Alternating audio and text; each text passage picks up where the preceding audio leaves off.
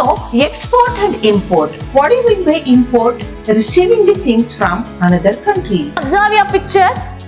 She is not a young lady. She is a granny there.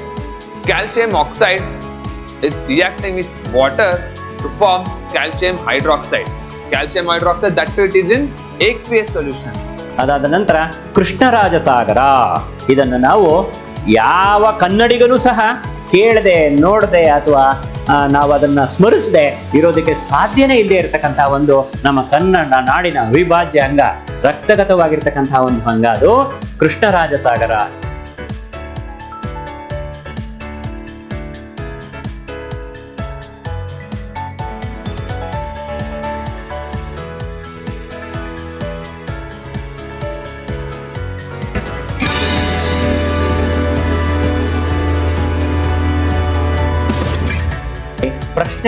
ಪ್ರಶ್ನೆಗಳು ಯಾವ್ಯಾವ ಪುನರಾವರ್ತನೆ ಆಗಿವೆ, ಅತಿ ಮುಖ್ಯವಾಗಿರ್ತಕ್ಕಂಥ ಪ್ರಶ್ನೆಗಳು ಪ್ರಶ್ನೆ ಪತ್ರಿಕೆಯಲ್ಲಿ ಪುನರಾವರ್ತನೆ ಆಗ್ತವೆ.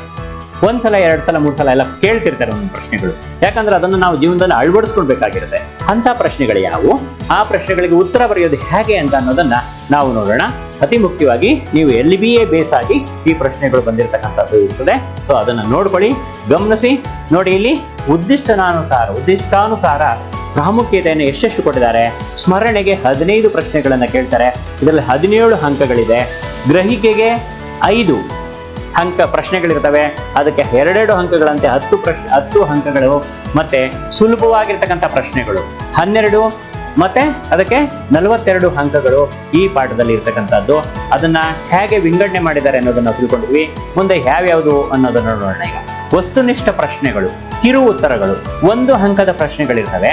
ಇದು ಫಸ್ಟ್ ನಾವು ವಸ್ತುನಿಷ್ಠ, ಅದು 8 ಪ್ರಶ್ನೆಗಳು 8 ಅಂಕಗಳಿಗಿರ್ತವೆ. ಕಿರು ಉತ್ತರ 1 ಅಂಕದ್ದು, ಚಿಕ್ಕದಾಗಿ ಬರೆಯೋದು, 1 ಸೆಂಟೆನ್ಸ್ ಅಲ್ಲಿ ಬರೆಯತಕ್ಕಂಥದ್ದು, 1 ವಾಕ್ಯದಲ್ಲಿ ಬರೆಯತಕ್ಕಂಥದ್ದು.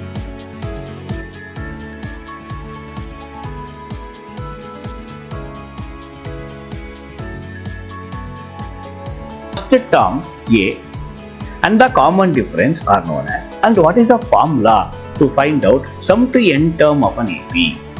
This is also a 1 mark question. One time appeared in exam. This is also an indirect question. You need to just analyze this question, and it's a bit easy question. ಈ ಹಿಂದೆ 2 ಬಾರಿ ಪುನರಾವರ್ತನೆಯಾಗಿದೆ. ಇದು ನೇರವಾಗಿ ಕೇಳಲ್ಪಟ್ಟಿರುವಂತಹ ಸಂದರ್ಭದ ವಾಕ್ಯವಾಗಿದೆ. ಇದು ಅಭಿವ್ಯಕ್ತಿಯ ವಿಭಾಗದ ಕಠಿಣ ಪ್ರಶ್ನೆಯಾಗಿದೆ. In this lesson, you all have to remember the soup experiment. What did he do for the cows, right? And his early life, and also how is the order. Hand, because the blind boys can feel it just with the hand. They can't see it. तो जैसे कि आप देख सकते हैं, इस पाठ के द्वारा हमें ये जागरूक मिलता है कि हमें हमेशा सतर्क रहना चाहिए, भले ही वो छोटी से छोटी चीज क्यों ना हो. And there are different receptors, effectors, and there are different parts of the body. They are coordinating each other. You can see in this diagram. So why do we study the statistics? This chapter mainly deals with data organization, analysis, and representation using the measures of central tendency. Look at the pictures. So it's going to measure the data in a particular way. Don't be in the assumption same question will be asked similar. Okay, be it the grammar part or the short answers. So you must know the lesson thoroughly. Okay, with this we end the session. Thank you, children.